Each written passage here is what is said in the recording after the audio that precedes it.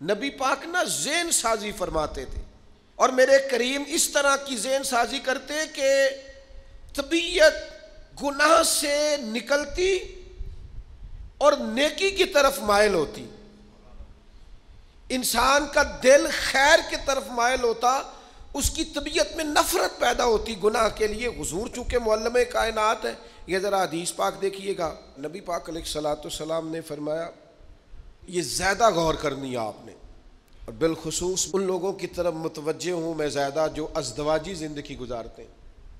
نبی پاک علیہ السلام نے فرمایا یقیناً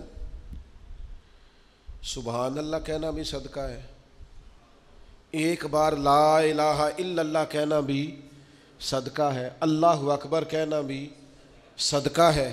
نبی کریم صلی اللہ تعالیٰ علیہ وسلم فرمانے لگے الحمدللہ کہنا بھی صدقہ ہے، نیکی کا حکم دینا بھی صدقہ ہے، برائی سے روکنا بھی، اور فرمایا اپنی بیوی سے مباشرت کرنا بھی صدقہ ہے۔ آپ دیکھیے کس طرح صدقات میں لپیٹ کے محبوب نے کیا بات ارشاد فرما دی، صحیح مسلم میں موجود۔ سبحان اللہ کہنا بھی صدقہ، الحمدللہ کہنا بھی صدقہ، اللہ اکبر کہنا بھی صدقہ، لا الہ الا اللہ کہنا بھی صدقہ، نیکی کا حکم دینا بھی صدقہ، برائی سے منع کرنا بھی، اور خاوند کا بیوی سے ملنا بھی صدقہ۔ اب پچھلی ساری باتیں تو قبول تھی، لیکن یہاں آ کے صحابی نے سوال کیا، یا رسول اللہ انسان اپنے نفس کی خواہش پوری کر رہا اور صدقے کا ثواب؟ حضور فرمانے لگے یہی خواہش اگر بری جگہ پہ جا کے پوری کرتا تو گناہ ہونا تھا کہ نہیں؟ کہ یا رسول اللہ ہونا تھا، تو فرمایا میرے رب نے کرم فرمایا ہے، اسی کو صحیح جگہ جا کے پوری کرے گا تو اللہ صدقے کا ثواب عطا فرما دے گا۔